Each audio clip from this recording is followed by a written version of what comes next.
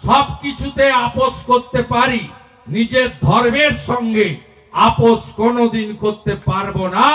এটা আমাকে গীতা শিখিয়েছে। আপনারা জানেন যে সনাতন ধর্ম সবচেয়ে প্রাচীন ধর্ম, হাজার হাজার বছরের পুরনো এই ধর্ম। এই ধর্ম শান্তি এবং সহিষ্ণুতা শিখায়।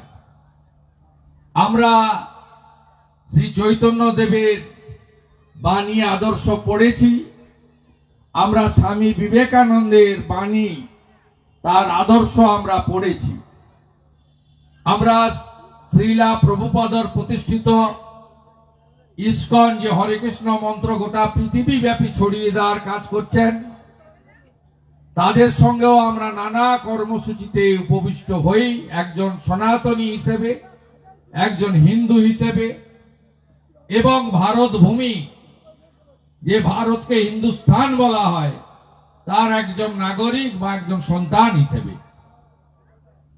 এবং এই ইসকন শুধু হরে কৃষ্ণ মন্ত্র নয়, আমাদের সবচেয়ে পূর্ণ গ্রন্থ গীতার প্রচার প্রসার, গীতার মাহাত্ম্য গোটা পৃথিবী ব্যাপী প্রচার করেন। শুধু বাংলা, ইংরেজি, হিন্দি নয়, পৃথিবীর সমস্ত ভাষাতেই গীতা অনুবাদিত হয়েছে এবং বিতরণ হচ্ছে, মানুষ পড়ছে।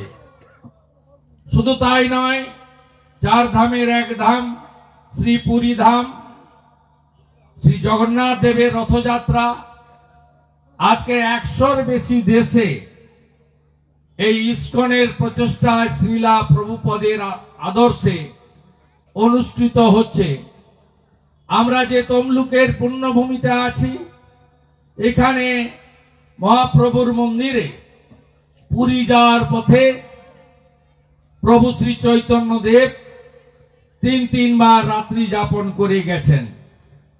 এই ভূমি মা বর্গভূমার ভূমি।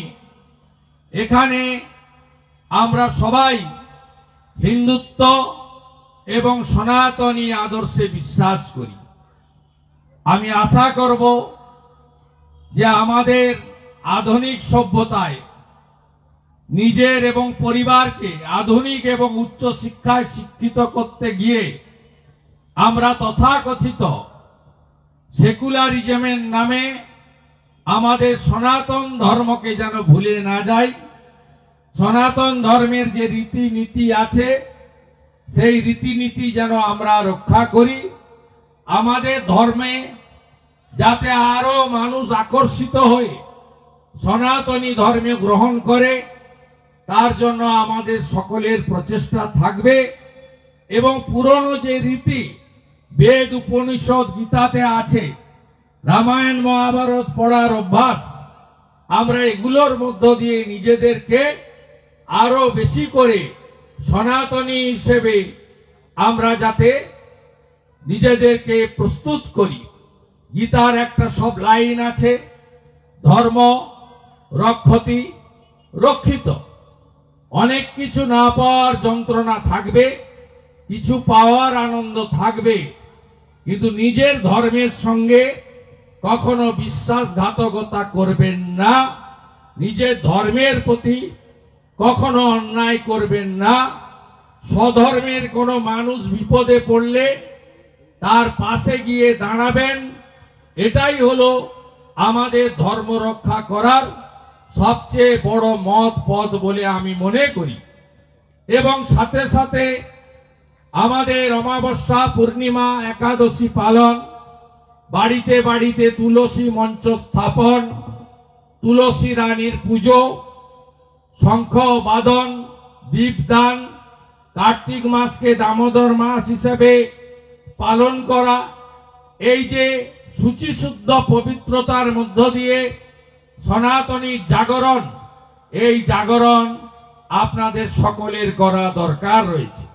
পৃথিবীতে অন্য ধর্মের অনেক দেশ আছে, ইসলাম ধর্মের 55-56টা দেশ আছে, খ্রিস্ট ধর্মের একাধিক দেশ আছে, ইহুদিদের একাধিক দেশ আছে, এমনকি বুদ্ধিস্টদেরও একাধিক দেশ আছে। কিন্তু আপনার সনাতনীদের একমাত্র আশ্রয়স্থল হলো ভারত ভূমি। তাই ভারত ভূমিকে সুরক্ষিত রাখা এর কাজ প্রত্যেকটি সনাতনীর, এবং আমরা সে কাজটা যাতে নিষ্ঠার সঙ্গে করি এটা আমাদেরকে সকলকে অঙ্গীকারবদ্ধ হতে হবে। এবং আজকের এই ধর্মসভা থেকে আমি চিন্ময় কৃষ্ণ প্রভুর সুস্থতা প্রার্থনা করব এবং তার দ্রুত মুক্তির প্রার্থনা করব। আগামী 1 জানুয়ারি যেদিন ঠাকুর রামকৃষ্ণ দেব কল্পতরু উৎসব হয়েছিলেন, সেদিন গোটা পৃথিবীব্যাপী মঠ মন্দিরে শ্রী চিন্ময় কৃষ্ণ দাস প্রভুর সুস্থতা কামনা এবং দ্রুত মুক্তির জন্য সনাতনীরা বিশেষ প্রার্থনার ব্যবস্থা করেছেন। আমরা সেই প্রার্থনা যাতে সব মঠ মন্দিরে আপনারা করেন তার আবেদন আমি আপনাদের কাছে করতে চাই। সাথে সাথে সনাতনীদের ঐক্যবদ্ধ হওয়া দরকার আছে। আমরা ব্রাহ্মণ, ক্ষত্রিয়, বৈশ্য, শূদ্র, ইস্কনের শিষ্য অনুগামী, রামকৃষ্ণ মঠ ও মিশনে দীক্ষিত, ভারত সেবাশ্রম সঙ্গে দীক্ষিত, আর্য সমাজ, নানাভাবে আমরা বিভক্ত।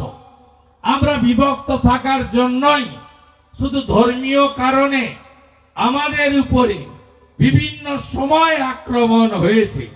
3 কোটি বাঙালি হিন্দু শুধু হিন্দু ধর্ম পালনের জন্য তদানীন্তন পূর্ব পাকিস্তান আজকের বাংলাদেশ থেকে এক কাপড়ে গরু বাছুর, ঘর বাড়ি, ধন সম্পদ, অলংকার, জমি জমা সব ফেলে দিয়ে এই পশ্চিমবঙ্গে তথা ভারতে এসে আশ্রয় গ্রহণ করেছেন।